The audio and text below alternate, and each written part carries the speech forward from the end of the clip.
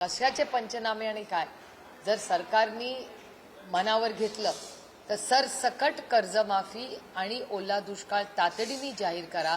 पंचनामे काय तुमचा प्रोसेस असेल तो शॉर्टन करा, पण तो कमी कालावधीमध्ये लोकांना मदत कशी मिळेल ह्याच्यामध्ये सरकारने लक्ष घातलं पाहिजे। आणि मला असं वाटतं की आता फील्डवर सगळ्या म्हणजे सरकारची पूर्ण यंत्रणा, कारण माझा अनुभव आहे सरकारने जर मनावर घेतलं तर सरकार काहीही करू शकतं, तेवढा विश्वास माझा या यंत्रणेवर आहे। त्याच्यामुळे जर कोणीतरी ऑन द टॉप हे खूप मनावर घेतलं तर मुंबईतूनच ही सगळी यंत्रणा राज्यात व्यवस्थितपणे चालू शकते।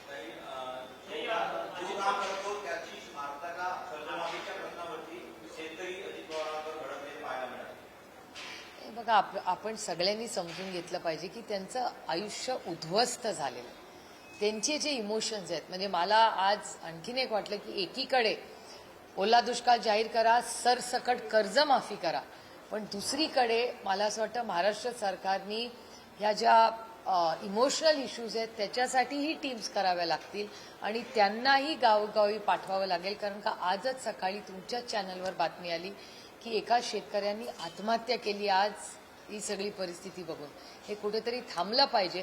त्याच्यामुळे या सगळ्या कुटुंबांना एक इमोशनल सपोर्ट आणि काउन्सिलिंग ही करण्याची गरज आहे। आणि माझा विश्वास आहे की महाराष्ट्रात असंख्य एनजीओज आहेत जे अतिशय उत्तम काम करतात, तर त्या सगळ्यांची मदत महाराष्ट्र सरकारने तातडीने घेतली पाहिजे। आणि या सगळ्यांना इमोशनल जितू असतील किंवा कीर्तनकार असतील या सगळ्यांची मदत घेऊन या सगळ्यांना इमोशनली आपण ही ताकद देण्याची गरज आहे। त्याच्यामुळे 3-4 लेवलचा पुढचे काही दिवस आपल्याला सगळ्यांनाच काम करावं लागेल।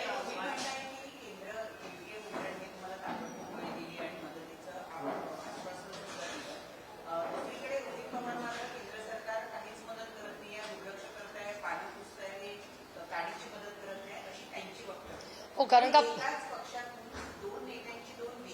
नाही, ही वेगळी मतं कशी मी मागितली आहे, त्यांचं म्हणणं अजून आलंच नाही। कारण का मी आणि रोहित एकच म्हणतोय, याचं कारण असं की महाराष्ट्र सरकारने तातडीने प्रस्ताव पाठवायला पाहिजे ना। कारण का हा सरकार एक डायरेक्ट कुठल्याही आपल्या देशामध्ये हा देश संविधानाने चालतो आणि त्या संविधानात काही अधिकार हे केंद्र सरकारचे आहेत। आणि जेव्हा अशी अतिवृष्टी होते तेव्हा महाराष्ट्र सरकारने तातडीने प्रस्ताव हा केंद्र सरकारला पाठवायचा असतो, ती प्रक्रिया तातडीने केली पाहिजे ना महाराष्ट्र सरकारने। एरवी लहान लहान कामांसाठी केंद्र सरकारकडे रात्री हुडी वगैरे घालून जाणारे लोक आणि प्रायव्हेट प्लेननी जाणारे लोक नेते या महाराष्ट्राने पाहिलेत ना। जसं तुम्ही तुमच्या कामांसाठी गेला तसं आमच्या कष्ट करणाऱ्या मायबाप शेतकऱ्यासाठी जावा, लवकर जा। कोणीतरी एक गेला तरी चालेल ना, सगळ्यांनी जायची काय गरज नाही।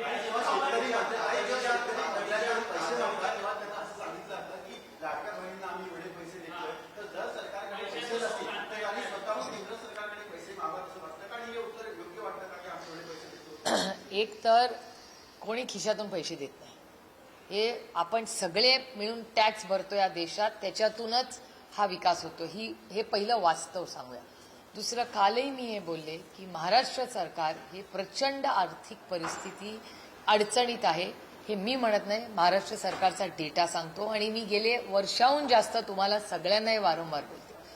फिस्कल मॅनेजमेंटसाठी काय काय हे सरकार करतंय हे सगळ्यांनाच माहिती आहे। आणि हा डेटा माझा नाही आहे, हा महाराष्ट्र आणि केंद्र सरकारचा डेटा आहे। एकीकडे आर्थिक परिस्थिती ही राज्याची प्रचंड अडचणीत आहे, हा डेटा महाराष्ट्र सरकारचा सांगतो।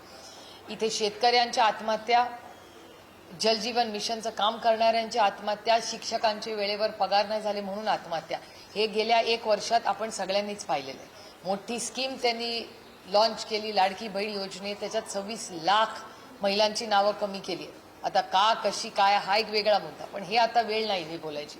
आता जर महाराष्ट्राला सरसकट कर्जमाफी करायची असेल तर आत्तापर्यंत महाराष्ट्र सरकारने आत्तापर्यंत तातडीने भारत सरकारला विनंती करायला हवी होती आणि ते काहीच हालचाल झाली नाही।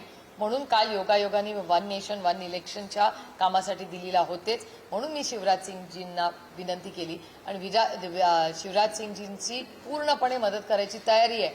पण इथून प्रस्ताव तर गेला पाहिजे, महाराष्ट्र सरकारने ग्राउंड रियालिटी तर सांगितली पाहिजे केंद्र सरकारला। आणि शिवराज सिंगजी म्हणाले की मीही येईन एवढी परिस्थिती गंभीर असेल त्याच्यामुळे मला असं वाटतं महाराष्ट्र सरकारने आता काहीतरी हालचाल तातडीने केली पाहिजे आणि मदत पंचनामे होतील. तुम्हाला आठवत असेल की जूनमध्ये पहिल्यांदा पंचनामे झाले होते, त्याचे पैसे आजही पोचलेले नाही आहेत. आता नव्याने पंचनामे आणि काय पंचनामे करत बसलाय हो तुम्ही बघा ना, डोळ्यांनी दिसतंय. शेवटच्या जिथपर्यंत आपली नजर जाते तिथे नुकसानच नुकसान आणि पाणीच पाणी आहे.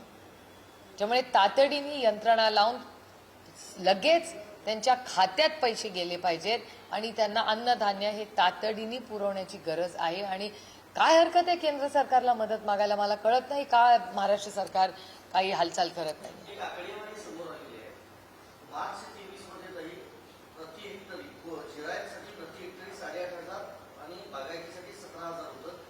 जानेवारी 24 मध्ये 13,700 आणि 27,000 केलं गेलं, पण आता परत तेच 8,500 आणि 17,000 केलं गेलेलं आहे.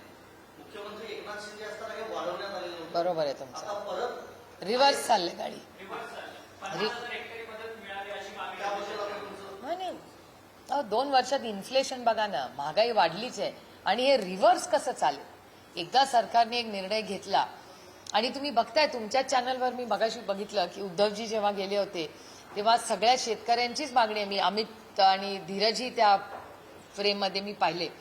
या सगळ्यांचं म्हणणं आहे 50,000 रुपये द्या. एक पुन्हा समजून घ्या, आपल्याला त्यांना आत्ता जे कर्ज आहे किंवा जी परिस्थिती आहे त्याच्यातून बाहेर काढायचं आहे, हा पहिला भाग. आणि पुन्हा त्यांना उभं करायचं आहे. त्याच्यामुळे हे 2 भागात काम करावं लागणार आहे आणि त्याच्यासाठी महाराष्ट्र सरकारने हात रोखू नये. अहो 80,000 कोटी रुपयाचा तुम्ही शक्तीपीठाचा रस्ता करू शकता, 80,000 कोटी रुपयाचा एक रस्ता करू शकता. आमच्या मायबाप शेतकऱ्याला तुम्ही एकरी 50,000 रुपये देऊ शकत नाही. हे दुर्दैव आहे.